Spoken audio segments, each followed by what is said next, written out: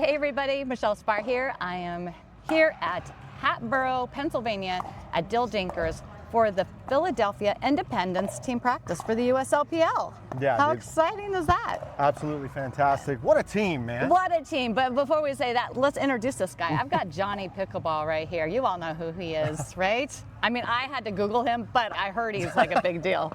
No, Google's tough. It can be your best friend, it can really kill you too, so it's all good. Yeah, don't do it. Tough, Right. yeah. Right. All right, so give everybody like three things that people need to know about you. Okay, yeah, so I was still the only combat military veteran on the tour.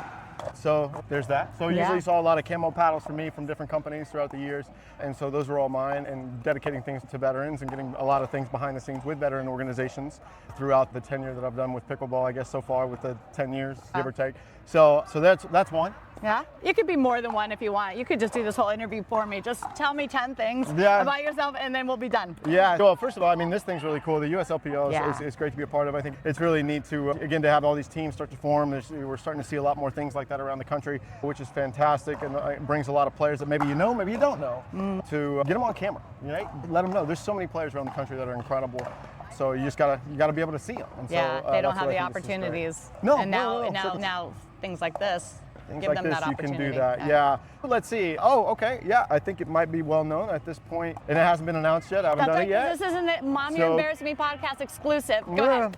Yeah, so it hasn't been announced yet. We've been fine-tuning some stuff with it, but I just signed a big deal with CRBN Pickleball. I will be on the pro team with CRBN, as well as writing curriculum and doing all the stuff to create CRBN camps. And so those are going to be all over the country internationally at some point, but we have to, we're going to get those going to really, again, the grassroots and get everybody, all the ambassadors involved, and get everything going with that and really get the community involved. I think it's really cool, man, and give people that kind of just solid feel again. I'm really pumped to be on CRBN. They're an incredible team. The ownership, all of them, man, they're super grassroots driven, very right up my alley. And so I'm finally able to say that, hey, I'm on the pro team with CRBN, and yeah, you'll probably see me on the website soon. You'll see all these camps pop up. Come on. Skipping dinner, I'm going home. I'm gonna make that into a reel and blast it out on social media as fast as I can. James Ignatowicz made a big revealing thing on our podcast too. I know, yeah. It's good timing. Information from people. It's good timing. I mean, you keep traveling around, you keep doing it, and you're in the right place at the right time for all these things. So I think that one's huge, man. A lot of companies don't do. I think we see some companies doing camps and stuff like that. We want to give back to the communities a lot more than this. There's going to be a lot of cool things with it. You don't have to just play with CRBN, you can play with anything, but we'll have a lot of things for people when they come to these camps. And so I'm really excited to have the ambassadors involved in it. Yeah. And I think that's super nice family feel. I'm really excited to see how that develops and all this cool stuff you're going to do with this. So congratulations, man. Yeah, that's so cool. Yeah, I think the third one is on the lines of that. I don't think people knew. So I wrote the curriculum and created all of the PPA Tour and MLP camps. So I created all those, and so when you see them, I created them. I think they run them now with the pros, and which is great. But all that I created. So the CRBN is just such a natural thing for you to progress into. Yeah, no, it's a really cool opportunity. It's something that I was like, man, I think this makes with what they do and who they are, and I was like, man, I think it kind of went really seamlessly actually, and so really pumped to do that and just be able to go around the country again and meet people per usual, grow the game. Even more in the U.S. and focus on the U.S. because, I mean, I've been overseas, I've been to India, I've been to other countries and seen pickleball growing, and I think it's really cool. And I know we all get hyper-focused on the international aspect of it too. I want to make sure that we give U.S. pickleball love. And so I want to make sure that we do that, and so I'll do that to the best of my ability. Yeah. But yeah, I want to do that. I think it's a cool opportunity. Well, having pickleball leaders like yourself will certainly help that, so it's pretty cool. Yeah. And I'll tell you what's really neat for me as the lead correspondent for USLPL and roving reporter, whatever you want to call me, is having players like you recognizing what USLPL has to offer and getting involved. It's just, it's really, really cool. So we're so pumped to have you. No, they have a great family. I mean, they have a great, if you even just the combine, you looked at it and you're like, okay, cool. The broadcast is fine, you got some replay. You have things that are already in place, which is really neat. You have these players that are coming out, you have a team aspect, you have opportunity to be seen once again. I think win or lose this season of anything, I think no matter what, everyone is rooting for it to be just a success. Yeah. More than anything, give it some love, give it some exposure. The 50+ thing, they do their thing. It's great. But for even the 30s, 35s, you get close to this thing as you get older a little bit in what we call pickleball purgatory, where like you really don't want to grind the tour as much, or you have families or you have other things and obligations and stuff going on in your life. And so this still gives you the opportunity to compete. And it's not to say that like, oh, I don't want to compete with those 20-year-olds. Yeah. That has nothing to do with it, man. I mean, we got guys that are much older that are still better than these 20-year-olds, trust me. But a lot of it is still just giving it, maybe they don't have 52 weeks of the year to really dedicate, right. but they're still amazing players in their area. Right. And so USLPL, yes, you have it very Eastern kind of, associated right now. Yep. But you still have players, like I live in Alabama. We have another one from Florida. We have the Treasure Coast team. And we also have the Texas team now. So we're slowly like moving west. I know I'm a West Coast girl, so I'm going to be pushing for some West Coast teams next year. No, yeah, and they'll just keep going. But you're right. Yeah, right now we're a very East Coast league, and seeing that progression, for us to shift, and because there's, like you said, there's so many great players at this age bracket. I think there are. I mean, there's some players that are just very serious players around the country that, again, life circumstances maybe. Right. They can't just go out there and spend money and hope for the best, or whatever it is, or dedicate, exactly the amount of time. Exactly. Point now, you used to be able to, like, 8 years ago, you could probably have a job, go play, be good, do your thing, travel, compete if you wanted to. Yeah. Now, I mean, if you're going to go for the tour and you're going to go for that, you have to give it the respect that it deserves, and you're all in. So I mean, this is a great opportunity for people that are great locally, that have families and obligations, to be able to still showcase who they are and what they bring to the table on the court. Yeah. And what have you been thinking about your Philadelphia Independence team? Oh, dude, I'm pumped. These guys, I mean, really nice people on the court, off court, and so I think we're a pretty deep team. I agree. I think everybody down the lines it's going to be just solid. Yeah. And so I think we're at least, if no matter what, man, we're going to grind, and we're going to, on all lines, we're going to grind, and we're going to compete, and we're going to be right there. Well, you're coming in with more experience than the rest of your teammates. What do you feel like your role will be for the team? Even what I noticed on the court today, I mean, just practicing with people and finding out some patterns and certain things, and just kind of pointing out some little things here and there of if I see something. But there was a couple things here and there of just playing with, like, we moved to a Franklin ball. Yeah. Right? So that plays different than something with a Lifetime or a Diadem or whatever we were going to. So that ball plays very different. And so there's some tricks with that ball of how to play, and some friendly reminders with certain things that maybe we just don't think about on a regular basis. And so I had to remind myself at first. And then, then if I can maybe with mixed or with men's doubles, I think it's just kind of cool to say, how do we kind of maneuver here and kind of build these patterns, construct points, and then just have some friendly reminders in there, if anything. Yeah. And then usually it's just little tweaks and make little adjustments. And that's it worked out really well. How do you play mixed? I would assume you're not a 50-50. Are you a 60-40? Are you a Ben John, Colin Johns type? I mean, how do you play? It depends. I think it depends on who you play. Everything is always dependent upon who you play. I think the patterns develop as you go, and then the adjustments come with it. I think you have to kind of see. There's some early on patterns I won't say, but like there's some things that I like to try out first, and then we maneuver from there. If I see that we're after about a few points, you'll kind of know some tendencies from things that people are trying to do, or what they're, and they might go up 3-0 or 4-0, or something. Hopefully it's not anything out of control after that. But I mean, like, it might go up a few points here or there, and then I'd make my adjustments accordingly. Because again, like, one of the cool things about, one of my favorite things, like when we are all local and we all play against each other, if you're playing locally and you're playing against other people all the time, you know exactly what they're going to do. So one of the beautiful things when I've traveled around the country and played all these people is I don't know anybody. Right. I'm the away team all the time, and so like everybody knows everyone's shots. I have to learn it. Yeah. And so what's really cool is even with this league, and every time we play these teams for the first time or whatever, it has been great conditioning and great practice to be able to learn on the fly how to make the adjustments against players I've never played against that all have different weapons and different tools. Yeah. And so that's what I think, if anything, I can help with people that maybe only have played with their local legends. But you're right. Local legends, they're local legends, right. but also in being able to make the adjustments and seeing those things and being able to do that very quickly. Right. Dane Gingrich and Jill Martin were on the podcast, and that was one thing that he said too. You got to test it out. Go make some mistakes, try some things out, and then you can tell what your opponent is strong at, what their weaknesses are. Absolutely. And then Yeah, you don't have to dink to somebody if they can't block, man. I mean, I mean, it's pretty simple, So a good simple pattern there. But yeah, cool. How did you even hear about the USLPL? How did you get into this league? Yeah, so it was really interesting. I was kind of looking at different things around, like I went up to Canada and played, and I looked at the CNPL. That didn't work out. I just had other obligations. They had a lot of different requirements. So I was like, okay, what's kind of different that's happening around the country? And I just kind of did some digging.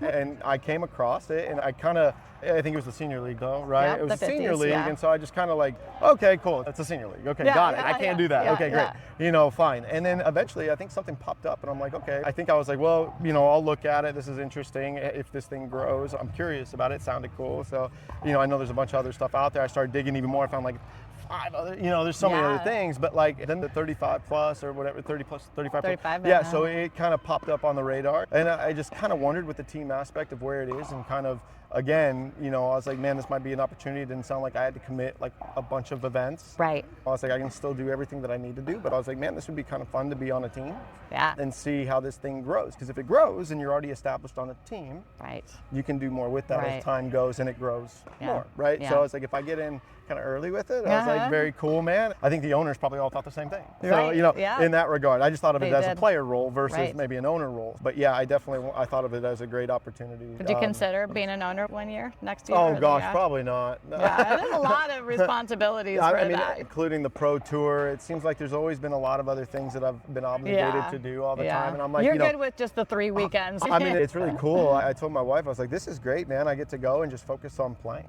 Yeah. I was like, that's really cool. Yeah, you don't have to coach. You don't have to do anything. No, this is really cool, and so I just get to focus on playing. I don't have to do anything too crazy, and I think that's been really nice, and so it's a cool thing to do.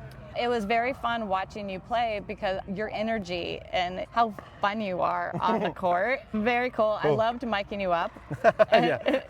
So is that part of, you know, when I asked Andrew, I'm like, what are you looking for when you're drafting your team? You know, skills, obviously, but there's so many people, they're all at the same level. I mean, you're, you know, a step above, but also it was just like fun people. He wanted people that were cool, the people that would be positive on the court, and I felt like you bring that. And is that something that you're focused on as a teammate, trying to bring, or is it more about the fans, or what, like your energy? Yeah, no, totally. I think I said it earlier to you. If you put me on court 26 in front of nobody, you're gonna be like, wow. Yeah, I'm probably gonna lose. I mean, it's like at this point in time of playing, and as much as I've played and done my shows and all these things and entertaining and pickleball, I mean, even on the tour, if I was on stadium court, I played very well.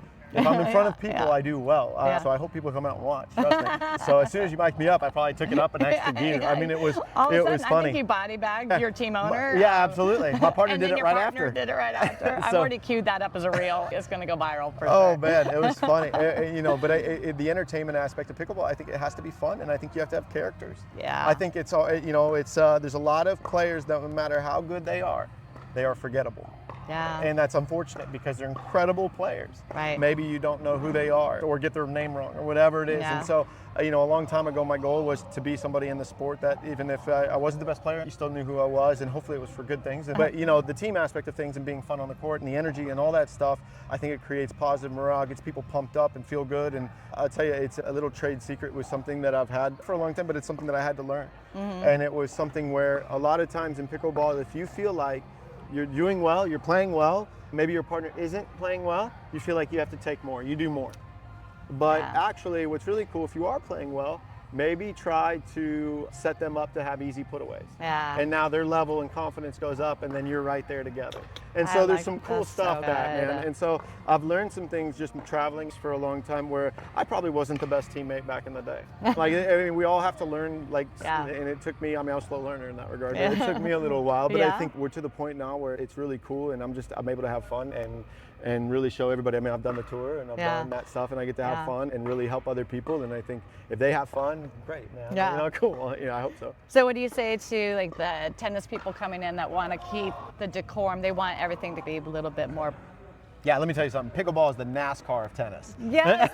Okay, so I'm good with that. I'm good with that because I came from volleyball, right? You make a mistake, you miss your serve. I mean, we are like coming in and we're doing this like 5-minute cheer just because you made an error. Yeah. I like it too. I like the energy. I like when the crowd is getting excited and cheering and.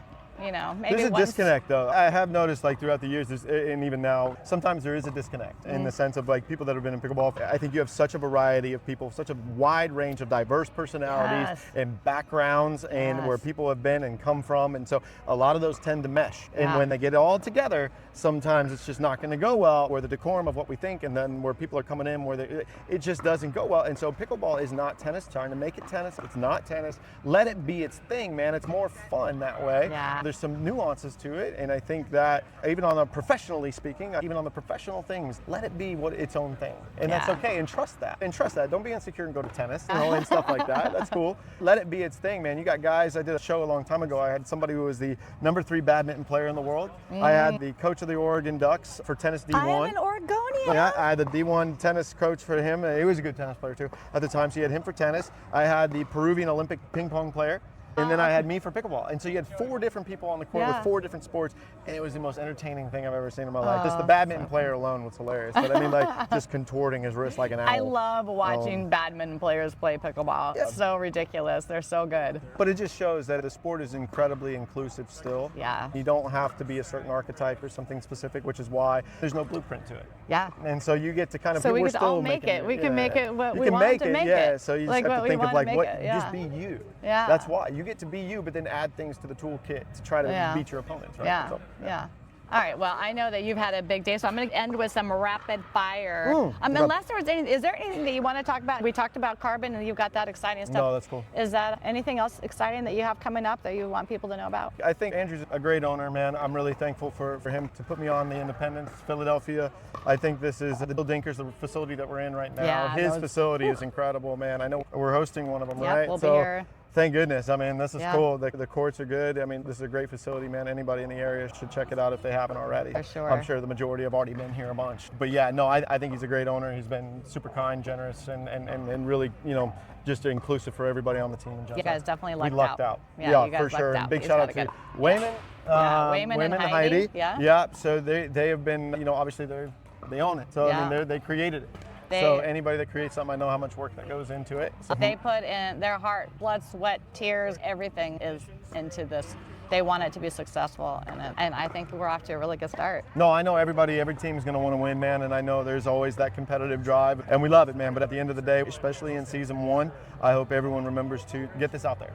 Yeah. You know, and that's the ultimate goal. Get it out there, have fun with it. It's 3 events. We're not on tour, going around. We have 3 events. Make it fun, get it out there, give people that FOMO. That's right. I get emails and texts and messages, people slipping into my DM saying, why didn't I know about this? Yeah. I wish I was 35. I've never wanted to be do 35 it. Yeah, exactly. before till now. Yeah, people want to be a part of something, man, and that's a good opportunity for those in their 30s that maybe don't want to go grind the challengers or the tour itself, you know, or travel overseas or something. It's tough, man. Yeah. But this is a great thing. I know even some of the other things are much older, so the 50 plus and stuff, that they're not even, you can't do that either. And so you have to kind of go to Moneyballs or something. Right. Again, this is a great opportunity. If you missed it, you missed it. Yeah, and Next tough. year. All right. All good. Okay, so some quick rapid fire questions for you. Singles or doubles? Ooh, doubles. All right, mixed or gender? Gender. ATP or Ernie? ATP. Body bag or Nasty Nelson? Oh gosh, you know what's funny? I played with Tim Nelson. Oh man, body bag. That's so satisfying, dude. All right, I'm gonna ask you a 2-part question on this one. If you could Nasty Nelson anyone on the pro tour, who would it be? Oh, I can't say that. I'm good. Okay. I'm past. It could be out of love. It doesn't be how. No, it's not. Okay. Yeah. Okay. In this facility, who would you Nasty Nelson? Most people have said Andrew. I didn't say I already Nasty Nelson Andrew. I thought that was good. I was cool with that. He was cool with that. Right, yeah, it was funny. The owner, man. Why not? Right? Yeah, take the owner down. Yeah, it's good. Okay. If you were in a zombie apocalypse and you had to pick someone to fight alongside you, who would it be? Is this on my team or? It's like in the facility. Like who might be sitting on the couch with you? In the facility. Oh, I'd have you do it. Yeah, that's fine. You can fight. Yeah, we can fight. It's all good, man. Take them down. I haven't been shamelessly plugging myself. No, it's cool, yeah. All day long. I mean, it's going to come down to it one day, and we'll just see. Like, are you ready? Like, Michelle, where'd you go? Yeah, like I said earlier, I'll be slower than you, so if nothing else, I'll outrun you. Yeah. Oh, okay. One more. What's your superpower on the court? I don't know, man. I think resets. Okay. That's kind of been my superpower. I mean, just resets. Resets have been kind of my go-to, or recently I'd say resets in defense, resets somewhere in there. I think it's been really something I've focused on a lot. All right, that's good. And then if you could get like a superhero superpower on the court, what would Flash. Okay, you're the second person today to Oh, say that. absolutely, That's Flash. the Yeah, you smartest slow one, in my everything down. opinion. Like you can just go wherever you want with the ball, and then everyone's like, "What happened?" Like, well, where'd he go? Yeah, absolutely. How'd the ball get over I don't here? need to fly. How did I get by? That's what Joel said. He said fly. No, I don't need to. We're talking about what, 8 feet? Like, what are you talking about? So funny. Thank you so much. You were Awesome. awesome. Thank you for having Now me. we get to go and have some dinner, get some food in our belly. That's it, What do you man. say? Absolutely. All right. Peace. Thanks, See ya. everybody. Good work. I appreciate you. Thank you. Thank you so much. I have a little something for you for coming on the podcast.